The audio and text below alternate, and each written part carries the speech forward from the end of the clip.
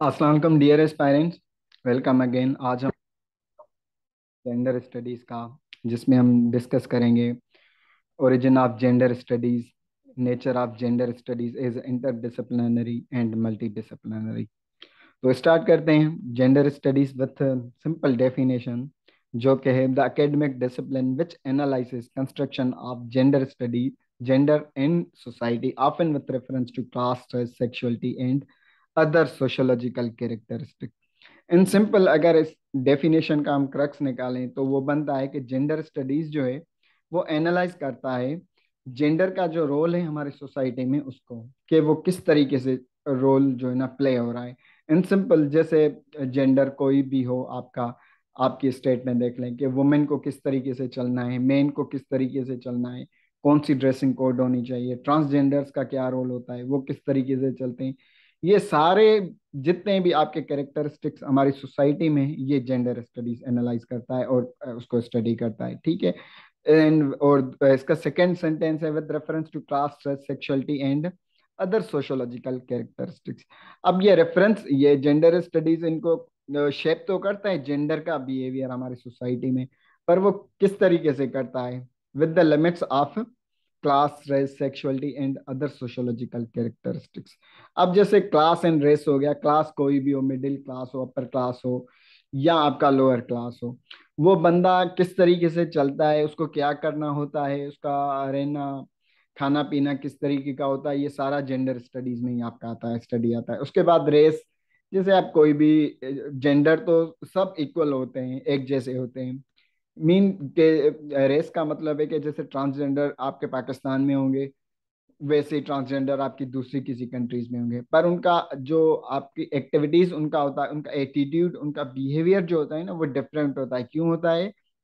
Due to sociological characteristics. In simple मैं आपको बता रहा हूँ। उसके बाद सेक्सुअलिटी को भी आपका शेप करता है जेन, वो किस तरीके से।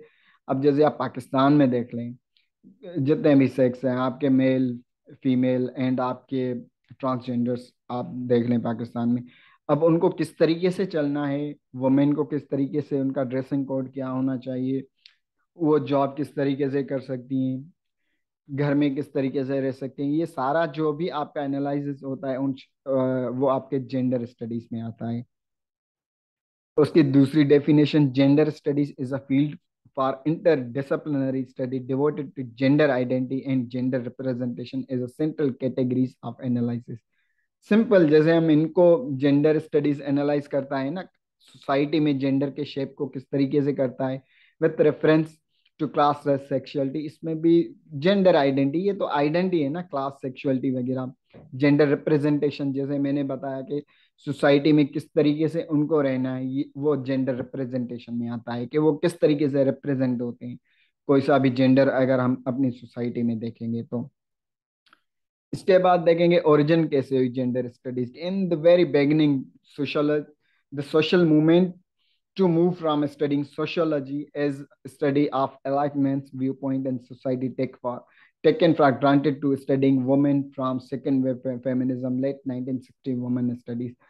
अब देखें वुमेन स्टडीज, ये जो फेमिनिज्म की मूवमेंट्स थी ना, इनसे पहले जो कॉन्सेप्ट को जेंडर स्टडीज के कंसेप्ट जिन्होंने प्रोवोक किया था वो सोशोलॉजिस्ट थे। उन्होंने कैसे, जब उन्होंने सोशोलॉजी स्टडीज करे थे स्कॉलर्स, तो उन्होंने सोसाइटी के हर एक एस्पेक्ट को स्टडी करना चाहा। जैसे आप कम्युनिटी देख लो, सोसाइटी देख लो, आप उसमें आप स्टेट देख लो, जितने भी कैरेक्टरिस्टिक थे ना सोसाइटी के, उनको सोशोलॉजी ने स्टडी किया।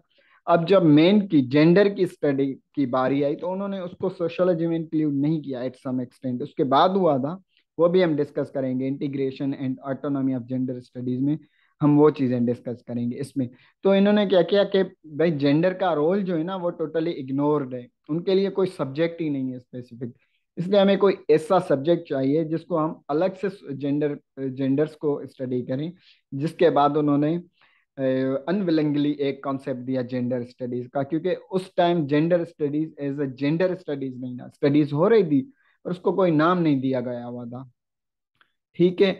उसके बाद first aid women and stair focus on women and differences between women and main. उसके बाद थोड़ा बहुत जो आपका बेस आप ले लो, वो हुआ मेन एंड वुमेन में डिफरेंस क्या है उस पे। उसके बाद आता है the differences among women, multiple femininities and feminism. उसके बाद औरतों में क्या डिफरेंसेस है, फेमिनिज्म एंड फेमिनिटीज क्या है, कि अगर औरत है तो उसको क्यों कमजोर बोला जाता है, औरत है तो उसको क्यों घर में रहना चाहिए। इस चीजों पे डिबेट हुई थी, सेपरेटली डिबेट हुए थे इन पे, ठीक है। अब इस पे सिर्फ वुमेन की बात हो रही है, वुमेन फेमिनिज्म ये चीजें आ रही हैं। उसके बाद the difference among men in men's studies, multiple masculinities and femininities. अब उसमें उसके बाद जो फेज आया उसमें आपका मेन इन वुमेन स्टडीज में थोड़ी डिबेट हुई, उसका डिफरेंस उसमें क्या है, मस्कुलिनिटी एंड फेमिनिटीज क्या है, मर्दानगी और औरतानगी जो होती है वो क्या है, उस पर बात हुई, ठीक हो गया। उसके बाद the studying women is women and men as a relational gender. उसके बाद जेंडर स्टडीज की बात हुई थी, जब मेन एंड वुमेन को मिलाकर बात हुई थी, तो इस तरीके से। उसके बाद आते हैं gender versus women's studies. Definition is a same, gender studies is an, अभी हम जेंडर स्टडीज की डेफिनेशन देखते हैं कि क्या है। Gender studies is an interdisciplinary study or field that focuses on gender identity and gender representation as a central categories of analysis. अब ये जो सेंट्रल कैटेगरी होती है ना जेंडर्स में, डिफरेंट जेंडर्स पे ये बात करते हैं, जेंडर स्टडीज उसको एनालाइज करती है। अब वुमेन स्टडीज क्या है, women studies is an interdisciplinary study or field that focuses on the roles, experiences and achievements of women in society। अब देखें ये रिप्रेजेंट करती है, जेंडर स्टडीज एक इंटरडिसिप्लिनरी फील्ड है जो हर एक एस्पेक्ट को डिस्कस करती है, और वुमेन स्टडीज एक इंटरडिसिप्लिनरी फील्ड है जो कि रोल क्या है वुमेन का, वो क्या एक्सपीरियंस करती है सोसाइटी में और वो क्या अचीव करती है सोसाइटी में, उस पर डिस्कस करते हैं। फोकस क्या है दोनों के जी।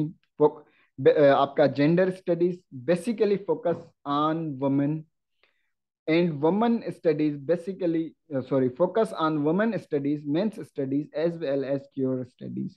अब देखें ये कैंडिडेट्स इसमें काफी कैंडिडेट इसमें गलती करते हैं कि जेंडर स्टडीज जो है ना वो सब जेंडर्स को स्टडी करता है, और जो वुमेन स्टडीज है ना वो आपका सिर्फ और सिर्फ वुमेन में डिस्कस करती है। बेसिकली ये गलत कॉन्सेप्ट है, ठीक है। ऑफिशियली क्या है कि basically focus is on women. अब जैसे जेंडर स्टडीज में देखते हैं ना कि जेंडर जो वुमेन मूवमेंट्स होती हैं उसमें जेंडर स्टडीज का बहुत बड़ा रोल होता है। क्यों? क्योंकि स्पेशली जेंडर स्टडीज में हम वुमेन को ही डिस्कस करते हैं। अब कहीं पे भी ब्लाइंडली आंख बंद करके हम जेंडर स्टडीज का नाम आएंगे तो हमारे पास जेंडर मीन के वुमेन ही आएगा, ठीक है। और जो वुमेन स्टडीज थी ना उसमें आप मेन वुमेन एंड क्योर की स्टडी करते थे। वो क्यों? क्योंकि वहां पे ये बताते थे कि भाई मेन का प्लेस, स्टेट ऑफ मेन क्या है, स्टेट ऑफ वुमेन क्या है एक कंट्री में, ठीक है। ये सारी चीजें होती थी। ओरिजिन क्या है? अब जो जेंडर स्टडीज है, women emerged out of women's studies begin in the late of 1916। अब जो जेंडर स्टडीज है ना वो वुमेन स्टडीज के बाद ही एमर्ज हुआ था। जब जेंडर वुमेन स्टडीज में ये था कि जो वुमेन का रोल है ना वो सारे जेंडर्स का इंक्लूडिंग वुमेन का जो रोल है ना वो थोड़ा डिस्टॉर्टेड है थ्रू आउट द हिस्ट्री। जितनी भी हिस्ट्री में बुक्स हैं उन्होंने एक वुमेन को इन्फीरियर करके रिप्रेजेंट किया हुआ है और मेन को एक जो है ना डोमिनेट पोजीशन दी हुई है। इसीलिए हमें जेंडर स्टडीज लाना है ताकि हम एक ट्रू इवेंट जो है ना main and women and genders का वो रिप्रेजेंट कर सके हम अपनी सोसाइटी में। इसके बाद ये आते हैं why we need to study gender studies. Number one पे, to consider each and every human being as equal. देखें जेंडर स्टडीज में हम सारे जेंडर्स को पढ़ेंगे, ठीक है। हम अगर वुमेन मेन एंड ट्रांसजेंडर्स को हम उनकी equality in society and their place in society हम समझेंगे। अब जैसे जेंडर स्टडीज हम नहीं पढ़ेंगे हमें क्या पता चलेगा कि वुमेन का रोल क्या है सोसाइटी में। जैसे कि हमने अपने डेफिनेशन में पढ़ा था कि हमारा बिहेवियर, हमारा attitude as a race, sexuality and as a caste, creed, किस तरीके से वो शेप होता है हमारी सोसाइटी में, ये हमें जेंडर स्टडीज बताता है। अगर जेंडर स्टडीज हम पढ़ेंगे जब भी हमको एक actual place of men, actual place of women, actual place of transgender समझ आएंगी। उसके बाद आता है to understand discrimination on the basis of their gender, even transgenders are at par with men and women. देखें हमें पता नहीं होता कि जेंडर का रोल क्या है, डिस्क्रिमिनेशन करते हैं। आप पाकिस्तानी सोसाइटी में देख लो, कोई भी लड़का लड़के के साथ सेल्फी लेने में बिल्कुल परेशानी फील नहीं करेगा, लड़का लड़की के साथ पिक्चर स्नैप करने में भी प्राउड फील करेगा। पर आप एक बार सोचें कि एक ट्रांसजेंडर के साथ कोई लड़का पिक्चर स्नैप करके सोशल मीडिया पे शेयर करेगा? क्या कोई लड़की एक ट्रांसजेंडर के साथ तस्वीर स्नैप करके कहीं अपने फ्रेंड्स या सोशल मीडिया के अकाउंट पे शेयर करेगी? डेफिनेटली नहीं करेगी। तो ये क्या है, ये चीजें ही हमें, ये जो सोशल कंस्ट्रक्शन आती है ना, इन चीजों को अवॉइड करने के लिए हमें जेंडर स्टडीज पढ़ना होगा, ताकि हमें एक्चुअल रोल ऑफ जेंडर्स का पता चलेगा। To avoid the arrogance in men. देखें अभी एक मेन की डोमिनेटेड पोजीशन है, पेट्रियार्कल सिस्टम है। अब जैसे जेंडर स्टडीज पढ़ेंगे हमें इंपॉर्टेंस पता चलेगी, कि जेंडर स्टडीज हमें इंपॉर्टेंस बताएगी ट्रांसजेंडर एंड वुमेन की। तो जो वुमेन की एरोगेंस है ना, कि भाई मैं ही तुरम खान हूँ, वो चली जाएगी। To understand that society will exist only and only if genders proper equally prosper equally. जब हम जेंडर स्टडीज पढ़ेंगे जब ही हमको पता चलेगा कि हाँ, अगर मर्द एक लड़के के पढ़ने से जो है ना, हमारी सोसाइटी कभी प्रॉस्पेरिटी पे नहीं आएगी। हम जितने भी जेंडर्स, एक वुमेन पढ़ेगी जब भी आपका मुल्क आगे बढ़ेगा, सोसाइटी डेवलप होगी। एक ट्रांसजेंडर आगे आएगा जब भी आपकी सोसाइटी एक प्रॉस्पेरिटी में आएगी। तो ये था आपका why we need to study gender studies. उसके बाद जाते हैं what is interdisciplinary gender studies. Interdisciplinary field of gender studies क्या है? Let's discuss. Gender studies is an interdisciplinary field that focuses on complex interaction of gender with other identity markers such as race, ethnicity, sexuality, nation and religion. अब इस पे हमने थोड़ा detail में discuss interdisciplinary, कि genders का आपस में एक जो इंटरेक्शन होता है विद डिफरेंट जेंडर्स, वो किस तरीके से चलता है। डिफरेंट आपके जो race, ethnicity, sexuality, nation and religion है, उनका आपस में जो इंटरेक्शन होता है वो किस तरीके से चलता है, ये हम डिस्कस करते हैं gender studies as interdisciplinary studies में। ये एक उसकी नेचर है।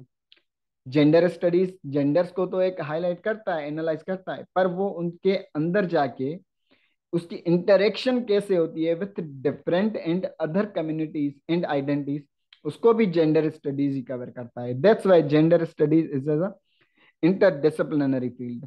उसके बाद क्या है, it deals with understanding and analysing the social, cultural and biological setup of gender in our society.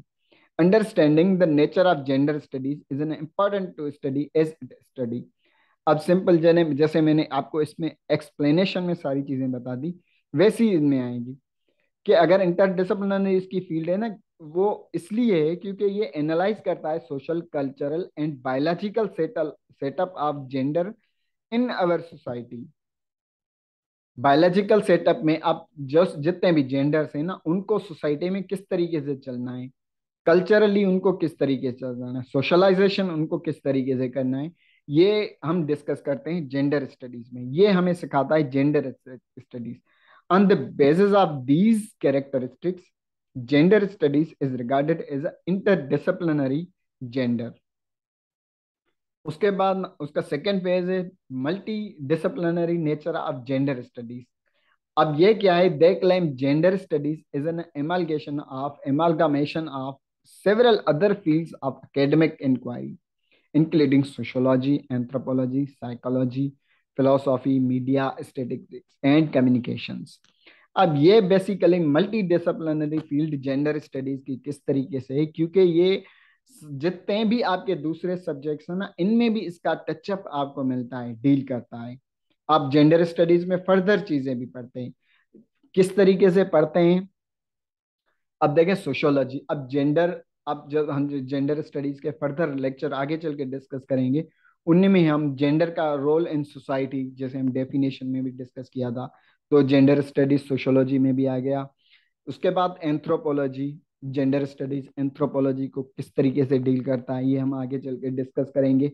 पर इस टाइम में आपको बता दूं कि जैसे आप एंथ्रोपोलॉजी एक हिस्टोरिकल स्ट्रक्चरल स्टडी होती है आपकी ह्यूमन काइंड्स की, किस तरीके से इवोल्व होते हैं, जेंडर का रोल किस तरीके से होता है, ये सारी एंथ्रोपोलॉजी में। साइकोलॉजी, जेंडर स्टडीज आपका साइकोलॉजिकल एस्पेक्ट को भी टच करता है, जैसे वायलेंस, फॉर्म ऑफ वायलेंस में साइकोलॉजिकल वायलेंस आ गया। जेंडर स्टडीज आपको बताता है कि आप एक वुमेन को किस तरीके से डील करना है, ट्रांसजेंडर को किस तरीके से डील करना है, उनकी मेंटेलिटी क्या होती है, किस तरीके से वो क्राइम करते हैं, किस तरीके से वो सोशली स्टेबल हो जाते हैं, ये सारी चीजें इसमें आएगी। फिलोसॉफी में भी आपको gender studies as a philosophy भी मिलेगा आपको। उसकी एक अच्छी बात ये जितने भी हम चीजें डिस्कस कर रहे हैं ये सारी फिलोसॉफी तो है जेंडर स्टडीज की। ठीक हो गया। उसके बाद हम डिस्कस करते हैं तो आपका मीडिया, स्टैटिस्टिक्स में आ गया, कम्युनिकेशन, इन सब में आपको जेंडर स्टडीज कहीं ना कहीं पे मिलेगा। On the basis of these characteristics, it is also regarded as a multidisciplinary nature of gender studies। तो ये था ओवरऑल हमारा फर्स्ट लेक्चर जेंडर स्टडीज में, जिसमें हमने different aspects of gender studies को एक ओवरव्यू दिया। इंशाल्लाह सेकेंड लेक्चर में हम फर्दर सारी चीज़ें डिस्कस करेंगे। ये हमारे जितने भी लेक्चर्स हैं ये आपके CSS एंड PMS के लिए हेल्पफुल रहेंगे। ठीक है। और ये हमने जितनी भी मैंने स्लाइड्स बनाई हैं ये आपकी इस बेसिस पे हैं कि आपको फर्दर नोट्स को मेक बनाना नहीं पड़ेगा, नोट्स के तरफ नहीं जाना पड़ेगा। ओवरऑल आपके कंसेप्ट इसमें क्लियर हो जाएंगे। और ये जो चैप्टर वाइज हम इनको क्लियर कर रहे हैं, आपका कोई चीज़ भी नहीं रहेगी। पास पेपर में जितने भी जिस तरीके के सवाल आते हैं ये सारी चीज़ें हम इसमें कवर करने की कोशिश कर रहे हैं। ठीक है। तो मिलते हैं हम अपने नेक्स्ट लेक्चर में। टिल देट, अल्लाह हाफिज। उम्मीद है आप लोगों को ये मेरी सारी चीज़ें मैंने अच्छे से समझाने की कोशिश की, आपको समझ आ गई होंगी। इंशाल्लाह दूसरे लेक्चर्स में मैं कोशिश करूंगा कि आपको और ज़्यादा अच्छे से समझा सकूं। तो मिलते हैं नेक्स्ट लेक्चर में।